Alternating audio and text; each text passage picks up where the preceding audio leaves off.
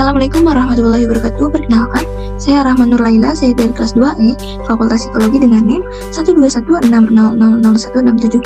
Saya di sini akan menjelaskan atau memaparkan materi mengenai ANOVA atau Analysis of Variance, yang dimana ANOVA ini merupakan salah satu materi dari mata kuliah Statistika Inferensial. ANOVA atau Analysis of Variance atau analisis ragam adalah analisis statistik yang digunakan untuk menguji perbedaan rata-rata dua kelompok atau lebih. Jadi, ANOVA ini biasa digunakan untuk menguji perbedaan rata-rata pada K independen, di mana K independen ini merupakan sampel kelompok yang lebih dari dua.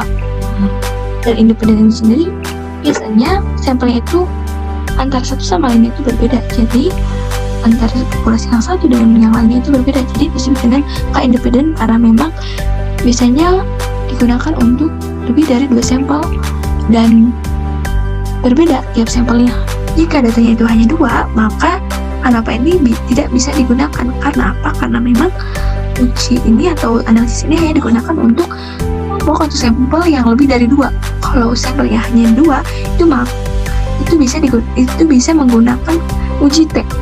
Tapi jika sampelnya itu lebih dari dua, maka ANOVA ini bisa digunakan. Dan ANOVA ini berskala ukur interval atau rasio, karena sama dengan uji T bahwa ANOVA ini termasuk kepada statistika parametrik, atau datanya itu biasanya berbentuk numerik atau angka, sehingga skala ukurnya itu berbentuk interval atau rasio dan biasanya berdistribusi normal. Maka dari itu datanya sebelum dianalisis ANOVA, maka harus diuji dulu apakah distribusi normal atau tidak. Lalu ANOVA ini memiliki tiga jenis, yaitu ada one way ANOVA, two way ANOVA, dan multi way ANOVA. Yang dimana one way ANOVA ini terdapat satu faktor yang dipertimbangkan, sedangkan yang two way ANOVA terdapat dua faktor yang dipertimbangkan, dan multi way ANOVA itu terdapat tiga faktor atau lebih yang dipertimbangkan.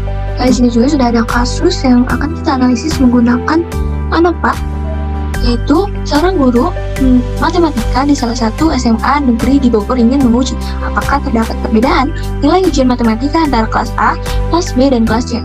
Guru tersebut mengambil sampel secara acak sebanyak 15 orang siswa dari masing-masing kelas. Berikut ini merupakan data nilai ujian matematika untuk kelas A, B, dan C. Nah, di sini sudah ada tabelnya yang dimana merupakan sampel dari kelas A, B, dan C dari data nilai ujian matematika. Lalu pertanyaannya, ujilah dengan alfa 5%, apakah terdapat perbedaan rata-rata nilai ujian matematika dari ketiga kelas tersebut. Nah, di sini sudah ada ya data dari nilai matematika tadi yang dipindahkan ke aplikasi SPSS, yang dimana angka 1, 2, dan 3 ini merupakan tanda bahwasanya angka 1 ini merupakan kelas A, angka 2 kelas B, dan angka 3 merupakan kelas C. Lalu kita klik variable view, kita ubah namanya menjadi nilai, dan yang kedua ini menjadi kelas. Lalu desimalnya kita nolkan saja. Kita beri label yang dimana nilainya ini merupakan nilai dari ujian matematika.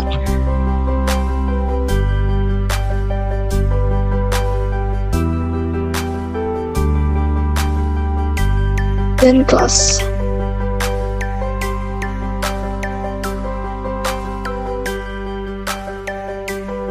Lalu di values-nya kita klik bahwasanya angka 1 itu merupakan kelas A, nomor 2 merupakan kelas B, dan angka 3 merupakan kelas C.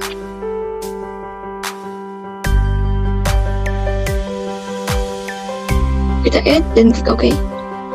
Lalu untuk measure-nya, nilai ini merupakan scale dan kelasnya ini nominal. Lalu kita bisa klik analyze. Nah, di sini itu sebenarnya bisa menggunakan compare means atau general linear model atau GLM. Tapi kita coba menggunakan GLM lalu kita klik univariate.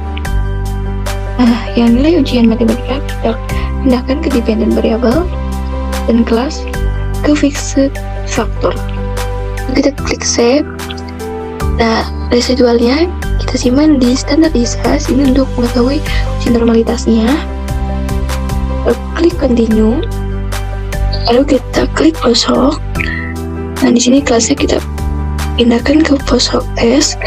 Post-hoc test ini berfungsi untuk mengetahui adanya perbedaan ketika kelas tadi yang mana rata-rata yang berbeda dari ketiga kelas tersebut dengan menggunakan dan code. Lalu kita klik continue, lalu klik option, klik deskriptif statistiknya.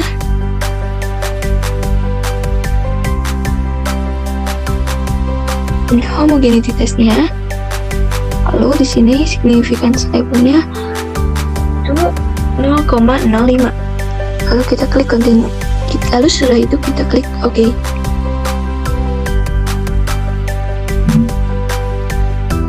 Nah, di variabel view bertambah satu kolom yang bernama itu standardized residual, yang dimana kita akan uji normalitasnya. Di measure kita klik data nominal, lalu kita klik analyze, descriptive statistic, explore. Nah, standardized-nya kita pindahkan ke sebelah kanan, lalu kita klik plots.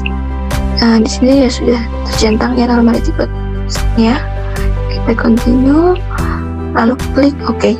Ini sudah ada hasilnya dari tes normality-nya, terus dari homogen sets-nya, dan test between ataupun yang lainnya. Lalu kita analisis di ujian upahnya. Nah, di sini sudah ada solusi, yang dimana di sini ada hipotesis statistik uji normalitas, ada hipotesis statistik uji homogenitas, dan hipotesis statistik uji T. Untuk hipotesis statistik uji normalitas, biasanya H0 itu data berasal dari populasi yang berdistribusi normal. H1 data tidak berasal dari populasi yang berdistribusi normal. Dan untuk hipotesis statistik uji homogenitas, itu H0 itu data homogen atau kedua kelompok memiliki varian yang sama. Dan untuk H1-nya data tidak homogen atau kedua kelompok memiliki varian yang tidak sama. Dan hipotesis statistik uji T-nya, H0 itu rata-rata nilai matematika kelas A, kelas B, dan kelas C itu sama. Dan H1 rata-rata nilai matematika kelas A, kelas B, dan kelas C itu berbeda dengan alpha 5%. Dan yang pertama dari tes tadi menghasilkan test of normality-nya, yang dimana jika H0 itu ditolak, maka p-value-nya lebih kecil dari alpha. Dan berdasarkan hasil tersebut diperoleh nilai p-value-nya itu Kolmogorov 0,080 dan Shapiro-Wilk itu 0,438, lebih besar dari 0,05, maka H0-nya itu diterima. Dengan kesimpulan, berdasarkan hasil tersebut dapat disimpulkan bahwa data berasal dari populasi yang berdistribusi normal. Selanjutnya di sini ada tes homogenitasnya yang diambil dari Leibniz test dan didapat nilai sig-nya itu 0,639. Yang artinya 0,639 ini lebih besar dari alpha, yaitu 0,05. Maka di kriteria ujinya ini bahwa jika H0 itu ditolak, maka p-value-nya itu harus lebih kecil dari alpha. Namun berdasarkan hasil tersebut diperoleh nilai p-value-nya itu lebih besar dari alpha, yaitu 0,639 lebih besar dari 0,05, maka H0 diterima. Dengan kesimpulan, berdasarkan hasil tersebut dapat disimpulkan bahwa data homogen atau kedua kelompok itu memiliki varian yang sama. Lalu selanjutnya ada tes ANOVA-nya, yang dimana di sini sudah ada tabel dari SPSS tadi. Lalu kita fokus di kelas ini.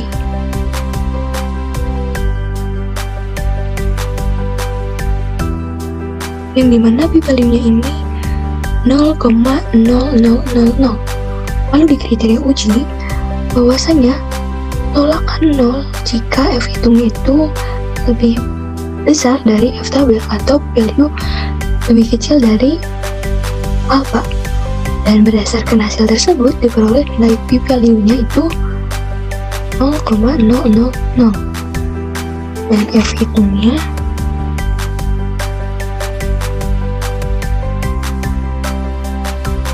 (79,543).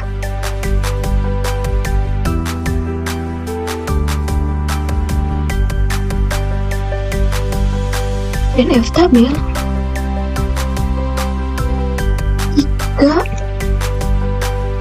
3,21.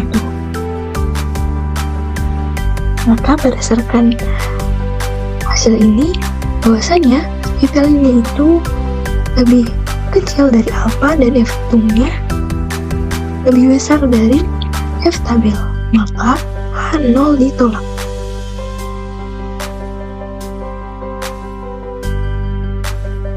Dan diperoleh kesimpulan, berdasarkan hasil tersebut dapat disimpulkan bahwa rata-rata nilai ujian matematika kelas A, kelas B, dan kelas C itu berbeda. Nah, untuk mengetahui yang mana kelas yang berbedanya itu akan dilihat di tes selanjutnya. Nah, di sini sudah ada post hoc testnya dari kelas yang diuji melalui uji Duncan, yang dimana nilai ujian pada ketiga kelas tersebut ini berada pada subsetnya masing-masing, di mana kelas B pada subset 1, kelas C pada subset 2, dan kelas A pada subset 3. Itu menandakan bahwa ketiga kelas ini berada pada subsetnya masing-masing atau grupnya masing-masing. Maka diperoleh hasil bahwa kelas E tidak sama dengan kelas B, dan kelas B juga tidak sama dengan kelas C. Maka ketiganya itu berada pada kelas yang berbeda-beda, pada grup yang berbeda-beda. Jadi tidak adanya persamaan atau ketiganya berbeda. Mungkin sekian dari saya, kurang lebihnya mohon maaf. Dan di sini saya masih dalam tahap atau proses pembelajaran. Wassalamualaikum warahmatullahi wabarakatuh.